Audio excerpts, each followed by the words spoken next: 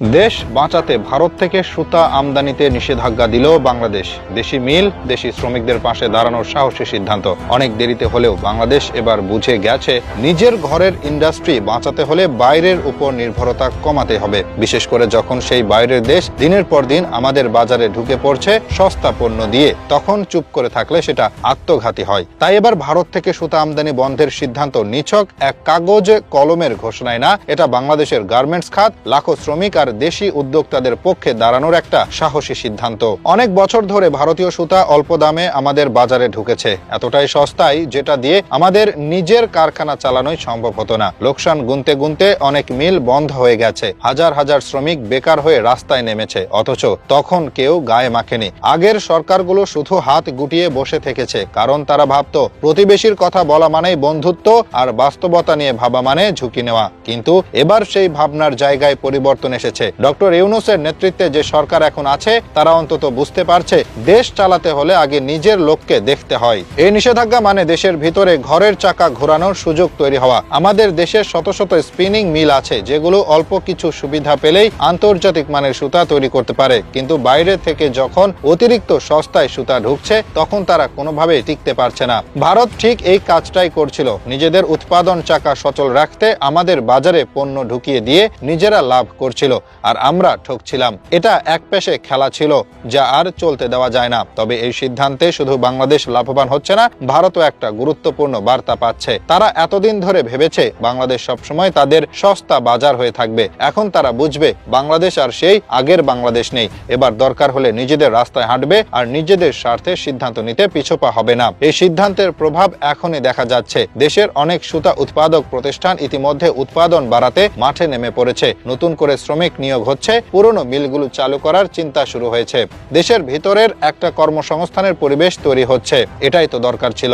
বিশ্বের যে কোনো উন্নত দেশই এই পথেই হেঁটেছে। চীন, তুরস্ক, ইরান সবাই একসময় বাইরের পণ্য ঠেকিয়ে নিজের শিল্পকে আগলে রেখেছে। এমনকি আমেরিকা পর্যন্ত স্টিল, কৃষিপণ্য কিংবা টেক্সটাইল নিয়ে রাজস্ব সীমারেখা ঠিক করেছে। বাংলাদেশ যদি আজ এই সিদ্ধান্ত নেয়, সেটা মোটেও অস্বাভাবিক কিছু না, বরং অনেক দেরিতে হলেও ঠিক জায়গায় এসে দাঁড়িয়েছে।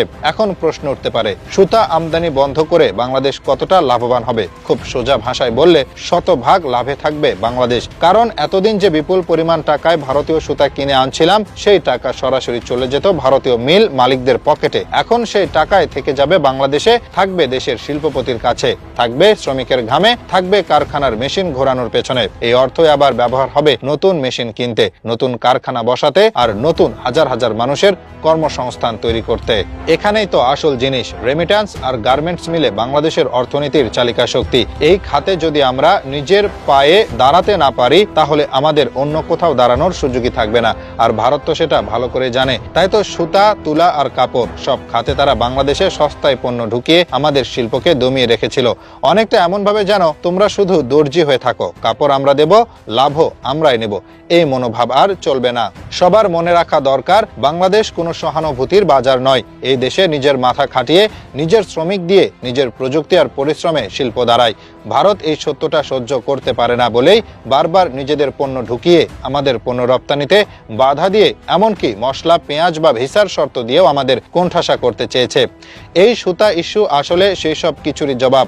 আগের সরকাররা যেভাবে ভারতকে বন্ধু বানিয়ে মাথার উপরে বসিয়ে রেখেছিল, এখনকার সরকার ঠিক সেই জায়গা থেকে নেমে এসে বলেছে বন্ধুত্ব একতরফা হলে সেটা আর বন্ধুত্ব থাকে না, সেটা ঠকানো। আর তাই দেশের স্বার্থে এই নিষেধাজ্ঞা পুরোপুরি যুক্তিযুক্ত। এই নিষেধাজ্ঞার সবচেয়ে বড় উপকার যাদের জন্য, তারা হলো দেশের গার্মেন্টস কারখানার সঙ্গে জড়িত লাখো শ্রমিক, ক্ষুদ্র ও মাঝারি উদ্যোক্তা এবং স্থানীয় সুতা উৎপাদনকারীরা। এতদিন তারা কষ্ট করে ঋণ নিয়ে কারখানা চালাতো, কিন্তু বাজারে ভারতীয় সস্তা সুতা ঢুকে পড়লে সব হিসাব গড়বড় হয়ে যেত। নিজেরাই পণ্য উৎপাদন করে, অথচ লাভ যেত অন্য দেশের হাতে। এখন সেই চক্র ভাঙ্গা শুরু হয়েছে। সুতা শুধু একটা পণ্য না, এটা এক একটা পরিবারের খাবারের ব্যবস্থা, একজন মেয়ে শ্রমিকের মাসিক বেতনের নিশ্চয়তা, একটা মেশিনের খরচ, একটা নতুন কারখানা খোলার স্বপ্ন। তাই এই নিষেধাজ্ঞা আসলে মানুষ বাঁচানোর সিদ্ধান্ত।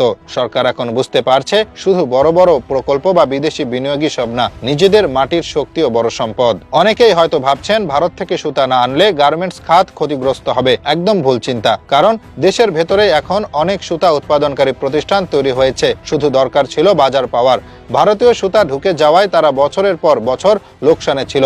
এখন এই নিষেধাজ্ঞার ফলে তাদের সেই শ্বাস নেওয়ার সুযোগ এসেছে।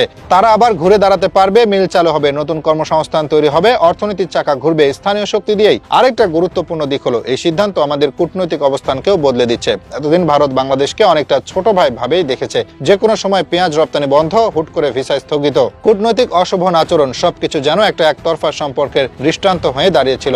এখন বাংলাদেশ যখন ভারতের সবচেয়ে লাভজনক পণ্যে নিষেধাজ্ঞা দেয়, তখন ভারতও টের পায় বাংলাদেশ আর আগের বাংলাদেশ নেই। আন্তর্জাতিক রাজনীতিতে একটা দেশ কিভাবে নিজের সিদ্ধান্তে অটল থাকে সেটাই এখন দেখাচ্ছে বাংলাদেশ। চীনের উদাহরণ যদি নেওয়া হয়, তারা কিন্তু কখনো নিজের বাজারে বিদেশি আধিপত্য মেনে নেয়নি, আমেরিকাও না। এমনকি ভিয়েতনাম, তুরস্ক, ইরান সব দেশই নিজেদের অর্থনীতিকে রক্ষা করতে গিয়ে একসময় বড় বড় নিষেধাজ্ঞা দিয়েছে।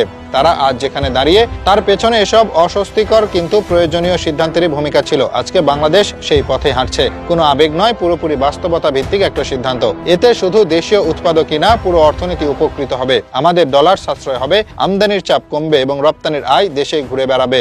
এই ধরনের সিদ্ধান্ত একা কোনো সরকার প্রধান নিতে পারেন না, যদি না তার মাঝে সৎ সাহস, প্রজ্ঞা আর দেশপ্রেম থাকে। আর এখানে ডক্টর ইউনূস সরকারের প্রজ্ঞা প্রমাণিত হলো। তিনি চেয়েছেন দেশের ভিতটা শক্ত হোক। তিনি দেখিয়েছেন সরকার যদি জনগণের পাশে থাকে, তাহলে কোনো প্রতিবেশী দেশই চোখ রাঙিয়ে কিছু করতে পারে না। এটা হলো নতুন বাংলাদেশের আত্মবিশ্বাসের গল্প, একটা সাহসী সিদ্ধান্ত যেটা শুধু অর্থনীতির না, মনের ভেতরের স্বাধীনতারও প্রতীক।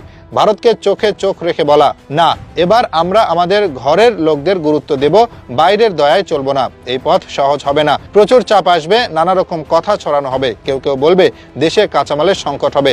কিন্তু মনে রাখতে হবে, আত্মনির্ভরতা কখনো সহজে আসে না। একটু কষ্ট হলেও নিজেদের সিদ্ধান্তে অটল থাকলেই একদিন উন্নয়নের গল্পটা সত্যি হয়।